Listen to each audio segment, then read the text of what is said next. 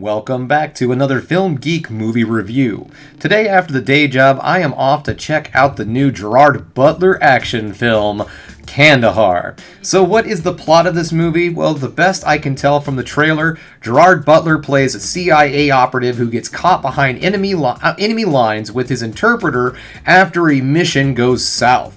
And then he's trying to escape and get back to the other side. Something like that. I don't know. It's one of those action trailers where it gives you a very rough idea of the plot. And then it's just like, explosion, car chase, dudes with guns, desert sequence, explosion, Gerard Butler yelling.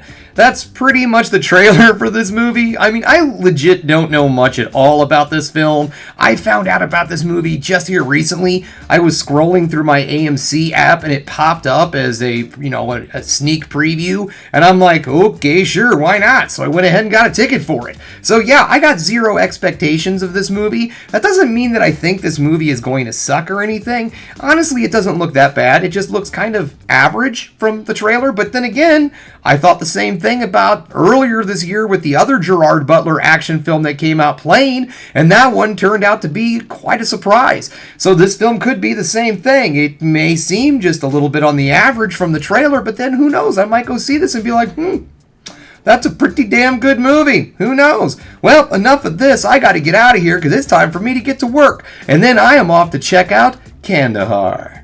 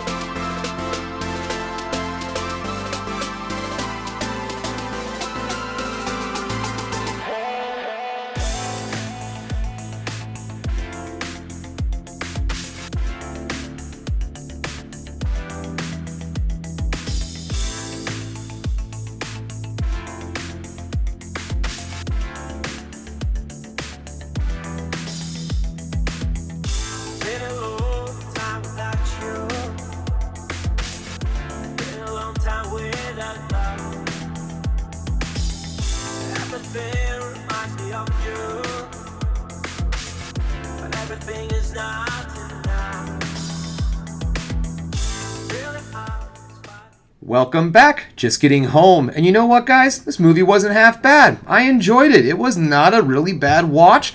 It was not necessarily the greatest movie in the world, but it was far from the worst. And it really surprised me in parts. I was not expecting what I saw on the screen. Alright, so let's get this started, shall we? We're going to start things with the negatives and then end on the positives so that the video gets to end on the ever so important high note. Alright, so right out the gate, the first thing I want to inform you guys, the trailer for this film makes it look like it's going to be a lot more of a balls-to-the-wall action film. And I understand you gotta show the explosions to get the butts in them seats. I get it. But it made it a little misleading. I was expecting a little bit more pizzazz, a little bit more fighting, a little bit more action, a little bit more explosions, chases, car chases, and whatnot. I was expecting a little bit more of that. And not that those elements are not in the movie. There's plenty of really good fight sequences of action and all. It was that this film was more of a thriller, maybe even a political thriller in some aspects. And that brings me to the next thing. There's a lot going on in this movie, and it almost gets to the point of convoluted. Like, the film gets started off, and there's one character who seems like she's going to be very important. In fact, she does have a very important role in all of this. But then once the whole thing with the operation going sideways and Gerard Butler getting stuck with the interpreter behind enemy lines and all of that, she just kind of vanishes for the longest time. And then all of a sudden you just kind of go, wait, what happened to so-and-so? And then, they do wrap up her story. It's just like she just vanishes for a good portion. You just don't know what happens to her. And so the movie does have a little bit of an issue in that area where they kind of start a couple little subplots. They don't really go anywhere, but they do wrap them up in the end a little bit, all right? The pacing of this film isn't half bad, but it isn't half good. There is kind of a time limit. These two have to get out within a certain set amount of time. And then the movie will have these slowdown moments, and I do understand that there needs to be slowdown moments for character development and story and plot and things of that sort. I get it. But in a movie like this, where you're supposed to feel rushed, you're supposed to feel like, oh my god, these two could die at any time, they could get caught at any second, they're trying to rush as fast as they are, and then they just kind of slow down to explain things that are happening. It really throws you off a little bit, and it slows the movie down. Okay, into the positives. What's funny is that the positive and the negative kind of goes hand in hand, and that is I was expecting a balls-to-the-wall action film, which I like those, but I was pleasantly surprised to get to see something that has a few more moving parts. Oh, this is a negative I forgot to bring in. There might be a little too many moving parts. There are moments in the film where it seems like you don't really know who is coming after who, because there's a lot going on. Like I said, there's several different subplots, several different fractions and groups are trying to get to Gerard Butler and the interpreter, and sometimes it gets a little muddled, and you're like, oh, wait a minute, what group is this again? Why are they after him again?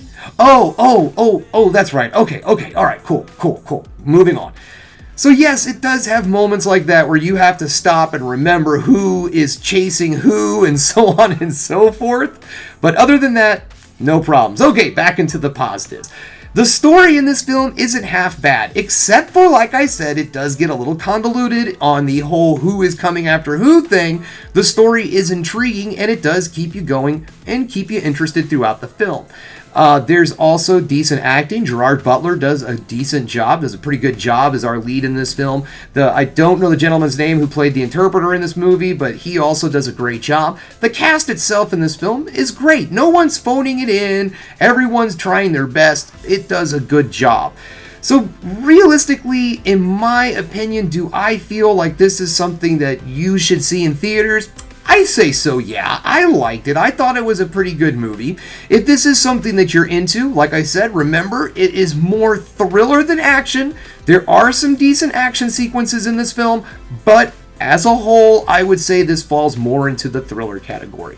So if you're into films that have a lot going on at one time, and you like to have a little suspense and intrigue, this is your film. It doesn't have as much suspense as I would like, but it was passable. Other than that, this is definitely a film. If you see it pop up on streaming, check it out. It is a good watch, and it's definitely worth your time. I would say this is a 50-50 kind of movie. If you're into these kind of films, if you like a political kind of thriller with a little action tossed in there, you'll probably enjoy this film in theaters. Other than that, this probably is a decent stream, waiting for it to hit Hulu, Prime, Netflix, whoever. Okay, guys, well, that's all I have for you. Thanks again for checking out the Film Geek. If you liked what you saw here today, go ahead and subscribe to the channel, ring that bell for notifications, and give me the old thumbs up so I know you like what you're seeing. And if there's one more thing you can do, folks, that is keep watching movies. You know I'm gonna.